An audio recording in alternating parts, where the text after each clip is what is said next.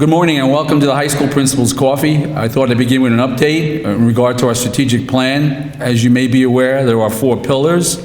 First, let me introduce our administrators. Mr. Scott DeBellis is here, our assistant principal, Mr. Andrew Calasuno. And I'd like to thank the PTA for sponsoring this, and it'll be on Channel 77 and the Verizon 21, I believe, and also on YouTube. So if you have any questions after viewing it, please give us a call. So the update really is related to our strategic plan, which is encompassing a lot of our activities this year, obviously. The 4 pillars are social emotional learning, diverse learners, contemporary teaching, and professional learning. Let me go to the first slide. To continue to focus on enhancements pertaining to the process of student learning and teacher instruction in conjunction with the strategic plan. So basically, we're looking at, through monitor observations, formal and informal meetings with teachers, visits to classrooms, how we are supporting the transformation of instruction. As you may know, I don't know when you came out of high school, but things are dramatically changed. If you went and visited the classrooms, I don't think you'd recognize what's gone on. A lot of it is the technology. Tuckahoe was one of the first schools in 2014, that's 8 long years ago, to go one-to-one Chromebooks. And I think we've been a leader in technological instruction ever since. So basically, through observations, informal visits, and ongoing communication with the teachers, we monitor this transformation that is due to technology primarily. Opportunities from the district and professional development encompass LATIC, which is basically learning active technology-infused classrooms. Teachers spent 8 days this summer. We had about 13 teachers, middle school, high school. And basically what that is to revise their instruction with specific learning units, not totally, to have students really do the project-based work. It's a whole new approach to instruction. The writing revolution I'm very proud of. We're in our 7th year here. We'll talk more about that. And obviously we're focusing on social emotional learning after the pandemic and all the changes in society. We had an anti-bullying seminar for the teachers this past conference day. Also, we're looking on basically looking new teachers, how to integrate them into our program, how to make this transition successful. The next opportunity is really looking at courses. We have our teachers, instruction, and now the courses they offer. Obviously, the world of work is going to be changing for all our students. The jobs that they'll be working on really don't exist today. So the project-based approach really facilitates that. Some new courses that we've introduced basically include architecture, entrepreneurship. We're looking at statistics, engineering. Those are all in the high school right now. A lot of them are electives. They're very rigorous. They apply to the world of work. In addition, most of our AP courses relate to not only just college level, but basically the world of work. So we're looking at that, and next year we'll be looking to introduce whatever we can to enhance our learning here. We're a Regents-based program, but we want to supplement it with electives that are really more relevant to post-graduation and post-college graduation. So curriculum and assessments, we take a look at assessments. I'll get more about that on state tests. We're also piloting lunchtime writing for students. Writing is a very, very difficult skill to teach. I was an English teacher for 5 years. We brought in the writing revolution basically to supplement that. It is not a writing program, it is a writing strategy that takes you through content and critical thinking. Basically, we're going to evaluate reading. Reading is basically, I'll talk about visual literacy in a minute, but reading is a challenge now society-wise, with phones, with attention span, with the changes in society. We become a visual society, so we have student choice reading. Each class, English teacher has classroom libraries to facilitate reading. We've realized, and the research supports, that basically students who read will read what they're interested in. So you can have a classic novel, and if half the students are using Spark Notes, or 1/3 of them, or they're not reading without interest, you're not going to get what you want from them as far as developing the skill of reading. What this does is it gives students, primarily who are non-readers, the opportunity to read and get involved and improve their reading skills. But also, it gives students who are avid readers another chance to really use their skills in developing literary elements, in dissecting the plot, the character development, etc., in a novel or a story they're interested in reading. So we work with the Cottle staff on articulation. and obviously middle school. Teachers meet in department meetings. The past 2 or 3 years, we've been able to bridge the gap with Mr. Marash and the Cottle teachers in really more articulation K-12. Moving along, students' needs and interests. Basically, it's very important social emotionally. So we've had a climate survey that was given last year. I'm proud to report that almost 95% of the students felt very comfortable in this building. At a recent Board of Ed meeting, we were sort of strutting our feathers, and one of the board members said, well, what about the 4 or 5% who didn't feel? Good question. So we basically, this past 2 weeks ago, we followed up with the teachers and gave all the teachers the enrollment of their grade to go through every student in the building, and we're specifically focusing on new students, and see what the connection was, whether they knew who the students were, whether they knew what their interests were, whether they felt they had a relationship with the students. So we are following up on the few that really didn't come out of that process, and really guidance will be meeting with them, or have met with them really, to really develop where they're coming from, how they can feel more comfortable in the building. We'll also be giving a survey before Thanksgiving, is the schedule as of now, on a climate survey to really continue to see where we're going. So those are some of the things we're looking at. We review opportunities. The Tiger program was for students who really weren't successful in a traditional classroom. We instituted that last year with great success. Moving along.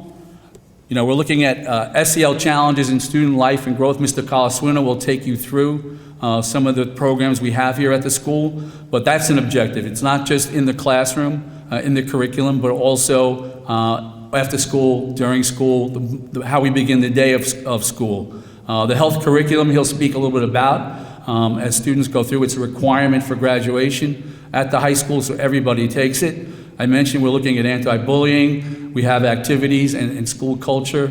The research tells you that a school that is most effective has less than 400 students. We have been given a gift here in Tuckahoe, in my opinion. The high school is about 300 students, middle school a little less than that, and I run the school like a small school, based upon the small school research, where it's relationship driven. When students feel comfortable, when they feel the adults in the building care, they're more likely to succeed. Students are students. They have their interests. They have their motivation. They have outside interests, boyfriend, girlfriend, cars. I don't know what else is on technology. I'm not going to comment on that, but it's all there, and it's a distraction to some degree in our mission to have students be successful and be prepared. So we try and integrate that with the culture of the building. So the climate survey, daily activities, the culture, Mr. Collins will take you through the activities. We also look at volunteering. Students who give to others really feel better about themselves. The research supports that. They feel more confident. They feel better about themselves. So every day we have announcements. We have a website. If you go to the daily announcements on volunteering activities, Mr. Colaswino is setting up an assembly to really inform students more of what they can be doing as far as volunteering. Finally, basically, school climate and safety. Mr. DeBellis will talk about the safety program here. We had a lockdown yesterday. Everybody should have gotten the email. We take it all very, very seriously. Mr. DeBellis updates the faculty every month on safety procedures. Moving along, basically, the state and local assessments, they're obviously very important. They're a snapshot and an indicator. So we work on that. Regents, teachers this year, coming back in September, had an item analysis program. They looked at their Regents tests. They looked at student performance based upon other students in their regions to see what we could be doing to improve, to see where we're successful, and to see where we can really make the regions less stressful and more successful. Our success is relatively very good, but we can always do better. SAT prep and ACT prep, we take that, teachers integrate SAT questions in their curriculum, especially the English teachers, as well as Regents questions. But basically, we have an SAT and ACT prep program through a grant with Jumpstart, just so you're aware. We received a lot of money from the Carapella family several years ago, and they wanted to offer for scholarships. And frankly, I called the lawyer who was in charge of the estate and asked him, it'd be nice to give out scholarships once a year, to 3 or 4 students, but it'd be much more fruitful to have students get more SAT, ACT prep, so they would get more scholarships from other organizations. The district has been supporting that. I think it's 7 years now. So basically, they came in conference day, the juniors. This is open to all the juniors. They took an ACT test, a practice. The day before Thanksgiving, they'll take a practice SAT test, and then they'll meet with the Jumpstart team, who are actually experts in the testing program, and really review their performance on the practice and give them a recommendation on which to focus on. And there's 10 courses, 5 math, 5 reading, that they can take over the the winter break, the second semester. So, standardized tests, while not as significant as they used to be and just a snapshot or an indicator, some people are just not very good test takers, and that's okay. But we prepare everybody for success as best they can. Just moving along, dynamics of instruction and learning. I thought I'd touch on this because I think a lot of people have a premonition of school, how it was when they went. And as I said before, you wouldn't recognize the classes if you toured some of them. It's inquiry-based, mainstream. We have blended learning, which is critical. Basically it infuses a lot of modalities. Videos, using to text, group learning, individual instruction, project-based. We want to engage active learners. The research will tell you the students are really not too much in favor of that. They prefer to sit and take notes. It's more passive learning, which is not as fruitful. So if you ask the students how they like it, I would caution you and say they may not give you the answer you're looking for, but in the long run, it does, it has proven to be much more effective when done correctly. That's why we're working on training. Just making a project doesn't mean it's going to be, a fruitful learning experience. That's why our teachers put a lot of time in and invest in their own personal time in preparing lessons, but also in professional development. We also have a consult model with technology. Mr. Moore and Mr. Cooper are Mr. Moore in the middle school, Mr. Cooper at the high school. Everybody's in a different level in technology. So, I have a lot of support. I'm not going to reveal my level, but, luckily I have a lot of support because I'm the principal. But that being said, every teacher's at a different level. So we have, 2 teachers in the building to support teachers in improving their technology. Some of the advantages of technology are differentiation is much more natural now. You can increase student collaboration regarding assessments. The concept of turning in your paper and let me look at it tonight, it still goes on, but it's also outdated. Teachers can look at student work in real time. Also, procedures in classroom now are much more efficient. I'm sure you remember the days of a teacher going down the aisle collecting papers. Now it's just hit the send button. That's a big thing because what took 2 or 3 minutes of instructional time now takes 15 seconds. So, those are some of the just obvious advantages of technology. There are obviously many more. Writing revolution, as I said, we've had it here 7 years. It came out of a grant. The high school received an award from New York State. Teaching writing is, when I talk to teachers and teacher prep, coming out of teacher prep, what program did they use?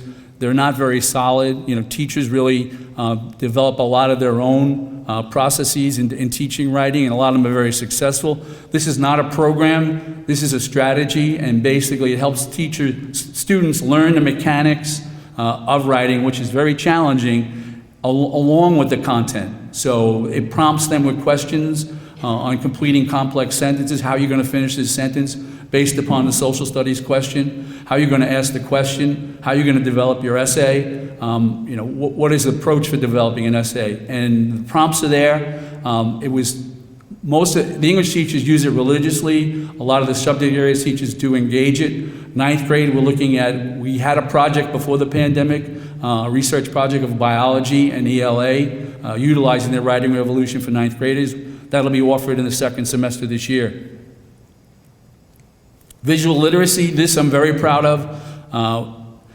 About 5 years ago, we partnered with Jacob Burns, and teachers went for professional development. I mentioned before how the world has changed. Most of our students receive their information visually, and it's critical that they become really intelligent deciphers of what information they're getting. The same skills that we learned in analyzing a text, they should be able to use in analyzing a video, a picture, and what the message is here and what the intent is, what's the plot, what is the character, what is the mood and the background in a novel, that's all the same in a movie or a film. the darkness of the character, the darkness of the scene, the music playing, all affects how we think. We have to be intelligent receivers of this information. So with Jacob Burns, our teachers, most of our English teachers were trained. We have a few more we're looking to get this summer, hopefully, if it gets approved.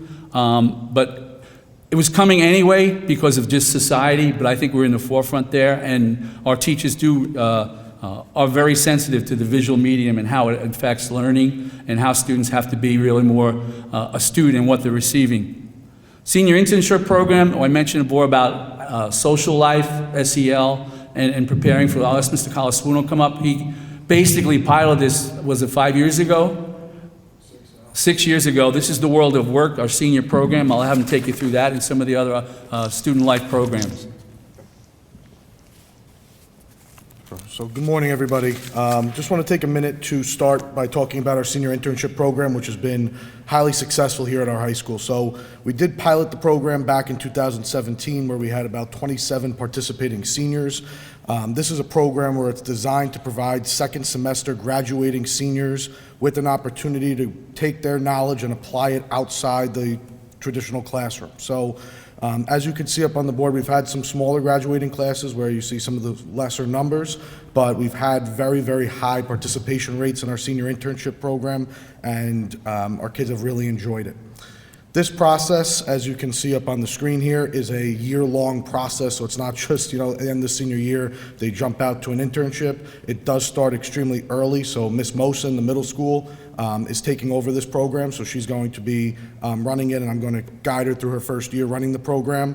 But she's going to be holding introductory meetings actually coming up this month, so at the end of the month, we'll have introductory meetings where there's a senior internship program application and parent consent form where it sort of lays out what they're actually going to be doing and what school credit they get for the program and the number of hours they need to spend at their internship sites.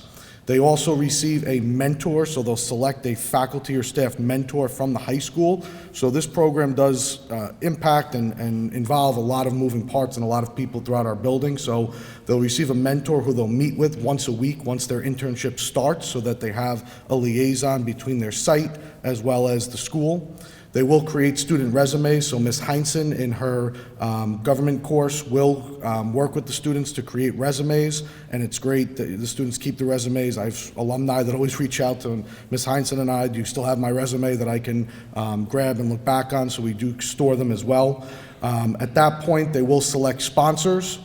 They'll have to take any final or AP exam, so they do have to be ready to graduate. That is one of the stipulations of the program. And then they will complete course completion forms, where they'll go around to each of their teachers to ensure that they've completed all assignments and that their grade is where it needs to be prior to them leaving this building. And then they go out for about 5 to 6 weeks at the end of senior year, and at the end of the program they do come back. They'll have to bring back a timesheet, so they'll spend 20 hours per week at their internship sites. They'll meet with their faculty mentor to discuss their experiences. They'll maintain accurate timesheets and a weekly journal documenting their experiences and accomplishments. And at the end, they deliver an oral presentation here at the school to a committee of teachers, administrators, and some of their peers. So it's a very robust program that we're very proud to have. I participated in the program when I was a senior in high school at a different school, and I would say that we have one of the better programs in Westchester County. We're very proud of it. As you can see up on the board, these are just a variety of our internship sites. We have a wide variety of opportunities for our students in all different areas and sectors of business and engineering and doctoral studies and things of that nature. So I'll leave this up for a second for you to take a peek.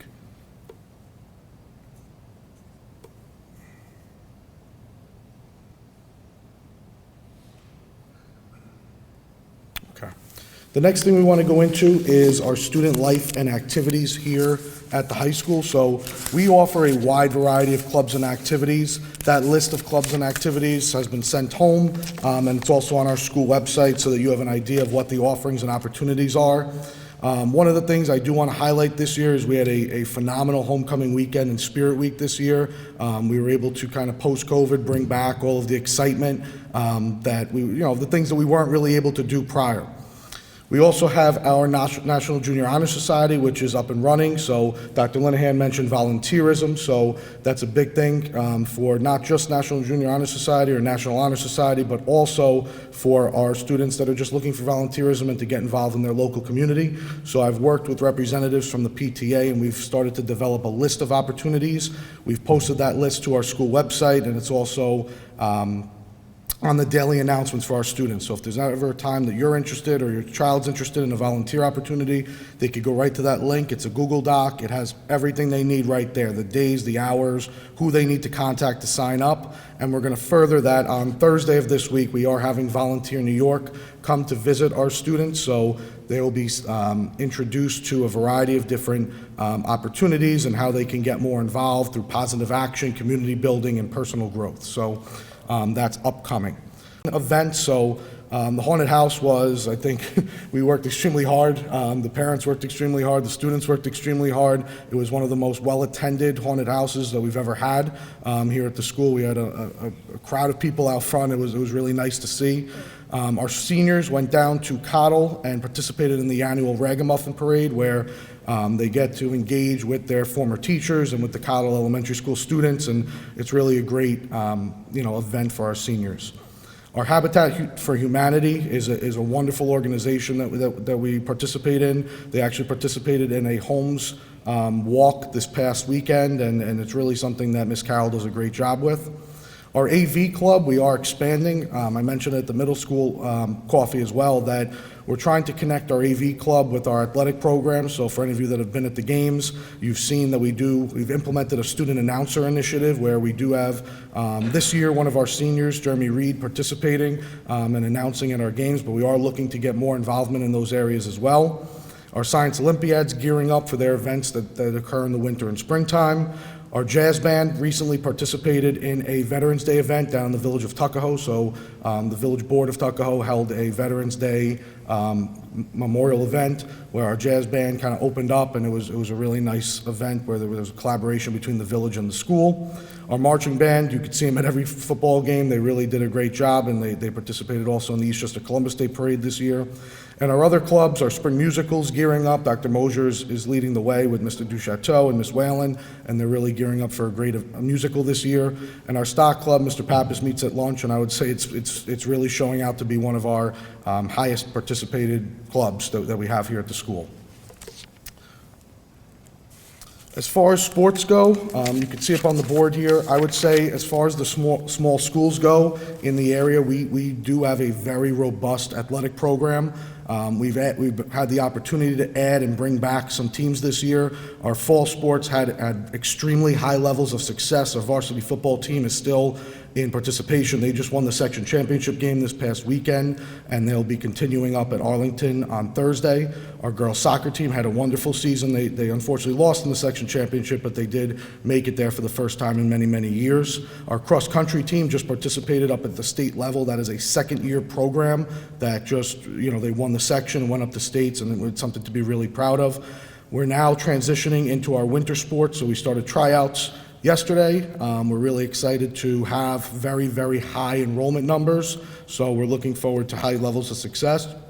We also added for this winter season girls JV basketball, which we're hoping to be able to have the adequate numbers that we need. And also we started a wrestling merger with Eastchester Schools, so we're going to be able to offer our students to participate on the Eastchester High School wrestling team.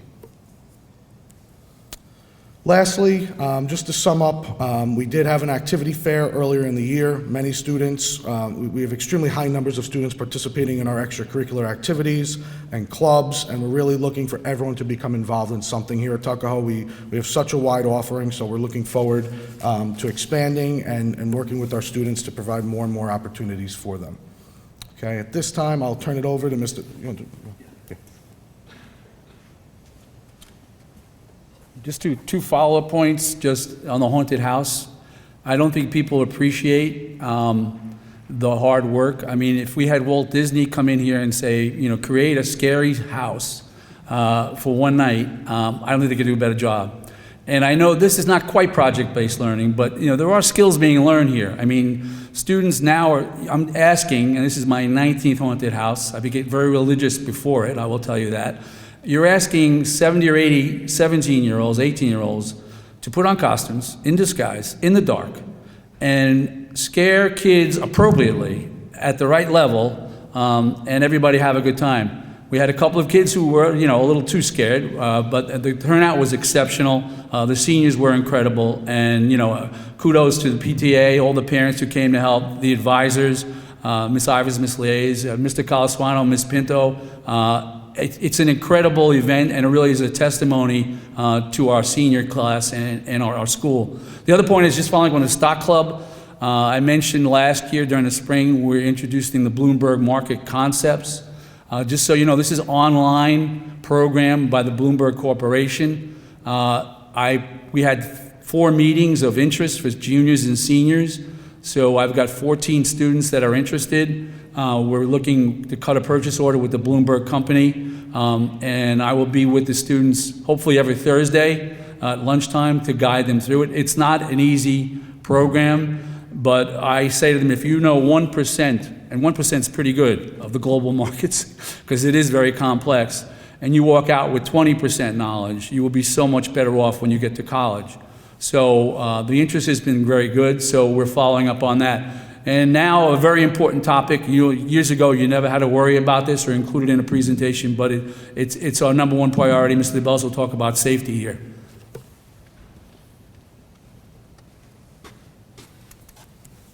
Good morning, everyone. Like Dr. Linehan said, fortunately, you turn on the news, you're looking in the papers, you're looking on Facebook, and the number of incidents in schools, and not just schools, but also other venues, has increased dramatically. So we've, over the last 7 years, really focused on creating a culture of safety as well as emergency preparedness. I tell the teachers, I tell the students, in the event of an emergency, it's too late at that point to start preparing. This takes a lot of preparation, a lot of coordination. So we are working on this consistently each and every day. You'll see the different topics up there, and I'll just touch upon all of them quickly.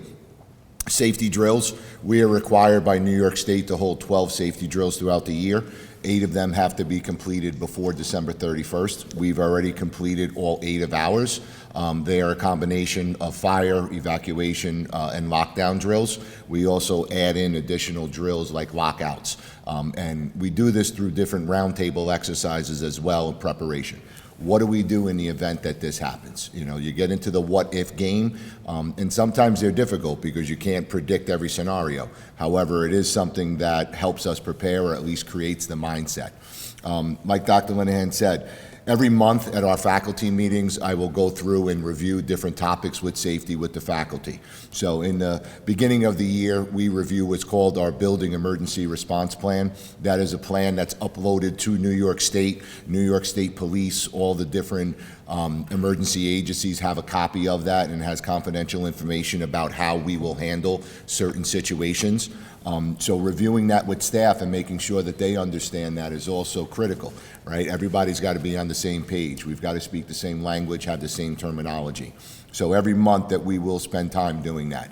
We'll debrief about drills, different observations or recommendations based off of what they might see, or what we need to make adjustments on. So as we assess, as we're conducting drills and we're working with the various agencies, which I'll talk about in a second, we've got to be able to put that into practice and to refine. So that's critical. Daily security. So you'll see, as when you came in, right, we have a single point of entry. Every visitor, every parent, guest, anyone coming into the building can only enter through one entrance. They come in, they have to give an ID, they're scanned through what's called our Raptor system, and that has information about people that are flagged or people that are not permitted on school premises.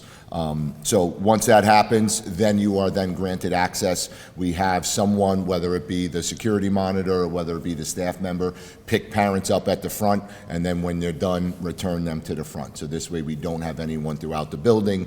All the construction that's going on, thankfully, we've been very coordinated with them. We asked for certain things and we told them what we need in place, and they've complied with every bit of it.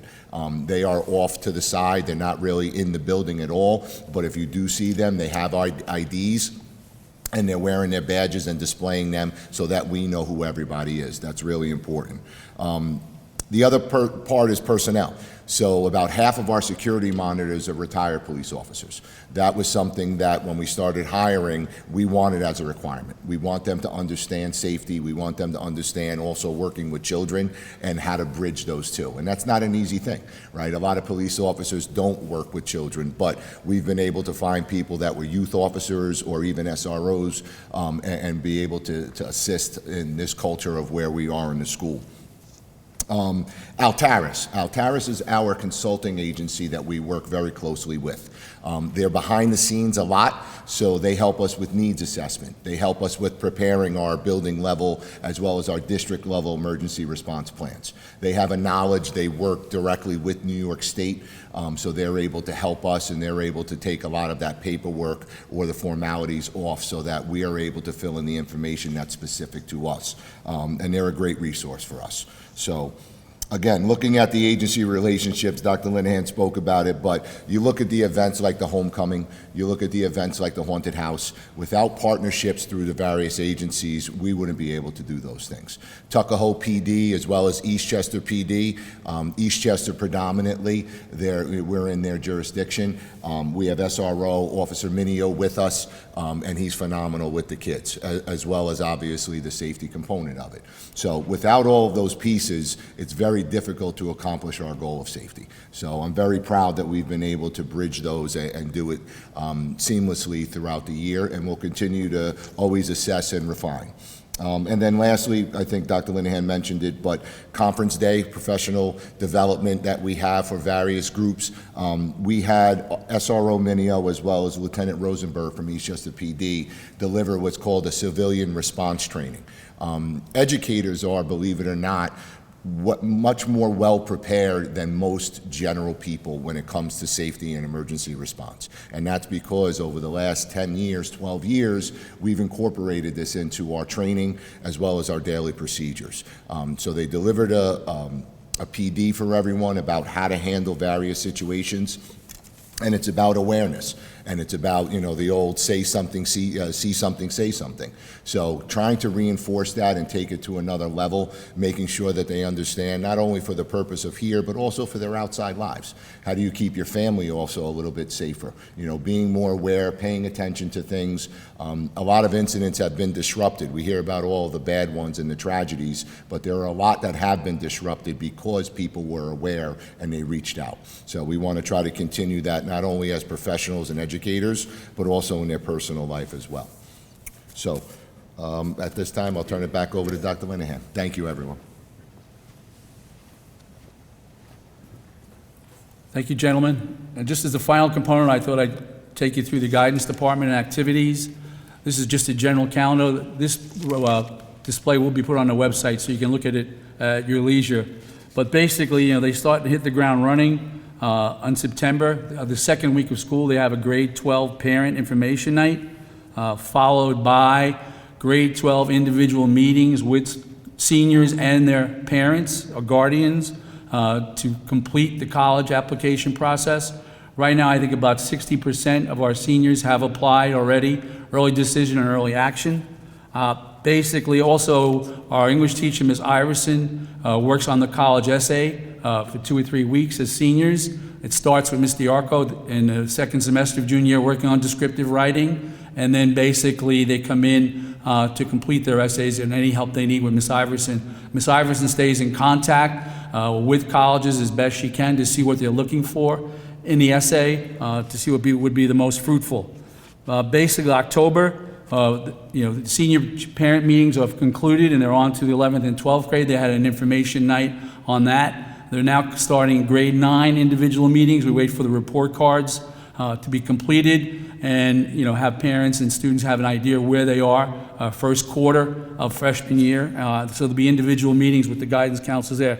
You can see as we go on, in December there'll be an 8th and 9th grade parent information night.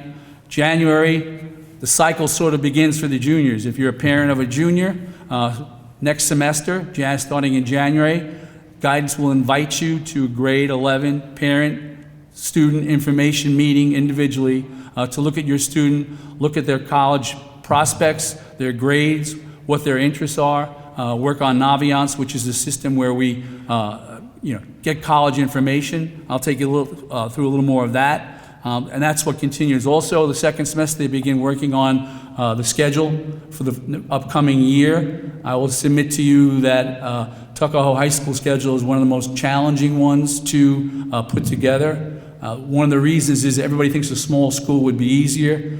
To the contrary, small schools are much more difficult. You put on top of that the middle school and shared staff among many of our teachers are both middle school and high school teachers. One of the factors in addition to sharing with the middle school is also the number of singletons. So a singleton is really when a course is offered only once during the day. So I'll give you an example, AP Bio. If your child wants to take AP Bio and it's offered 7th period, the rest of their schedule must revolve around that if they're going to get AP Bio. So, and we don't have, 12 offerings of English 11 that, you can segue it in. So those are some of the challenges. We do the best we can, to make sure. I think our college acceptances at the end of the year really speak for themselves in our academic program that I covered at the beginning of this. So that's the guidance calendar. Just to take you through, I would recommend you take a look at the guidance website. They've really worked very hard to give you the information that's there. If you have any questions, you can certainly call the guidance department.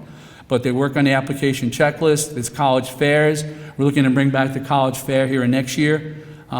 Basically, everything you want to know about planning for college is there or should be there. If not, we're open to suggestions. So take a look at that. Course offerings, counselor assignments, financial aid, SAT and ACT accommodations. Mr. DeBellis works with that. He's the testing coordinator. So please, I invite you to take a look at the guidance website at your leisure. Moving along, also in our guidance program is college majors. Students are introduced to college majors, what the colleges offer. Sometimes students are interested in a college because of the PR of the college and the brand name of the college, and they really don't have the program that the student is interested in. So the guidance counselors, one of their many jobs is to, really relate what the student's interests are or where they're going to spend the next 4 years. So that's all there. And in Career Central, I work a lot with students talking to them about careers. Again, it goes down by the image and the brand. It's very hard for a 16, 17-year-old to conceive what, their career path really is. I'm a career switcher myself. I taught for 5 years in middle school and high school, and then worked with Unilever Corporation for 20 years. So I'm here. This is my 20th year, and I'm 40 years old. So thank you for the compliment. So basically, I understand the confusion. I have students come in my office. I want to be a marketing major. What's marketing? They didn't get 20 minutes of Dr. Linehan explaining it. But one of the great beauties of the internship program, and we've had this happen, where students go out on an internship and they're not happy with what the job is, which is really great because now you're not going to spend X thousands of dollars in college. I had a student who wanted to be an elementary phys ed teacher. Well, I don't think he understood that when you roll the balls out, all the kids are just going to be so happy and do exactly what they're told. And I caught him when he was coming from the internship, and he was just, I said, how do you like it? I'm not going to tell you what his comment was, but, anyway, it was a lesson learned that, just because you like the title of the job or the brand of the job, every job has aspects that are very challenging and some things that we don't like to do, and we have to learn to do them successfully. And this is the great opportunity internship program. So we also have videos to supplement that, what the job is, what the salary is, lifestyle, what you have to do to prepare for the job, and what the career path would be. Finally, on their website is also course offerings. We're looking to, obviously with the budget, as I mentioned in the opening comments, really to improve, to continue our improvement, really. I think we got a lot of great courses here. We can always look, the world is changing, as I said, and we want to make sure our students are ready. So this is there, and there's the guidance information. If you would need to contact them, they're available to help you, no matter what grade level you are. Just pick up the phone, and Ms. Perillo's extension 1238, Mr. Tregley's extension 1254. So that concludes our presentation. I hope it was relevant and helpful to you. We'll now take any questions you have. Do you any questions? Okay. Well, I'd like to thank the PTA for sponsoring this today. I really do appreciate everybody coming. And also, like I said, it'll be on cable TV running. Check the schedule. And also, Mr. Miller will put out a YouTube of this presentation. Again, thanks very much for coming. Thank you. Thank you. Thanks. Yep, if you have any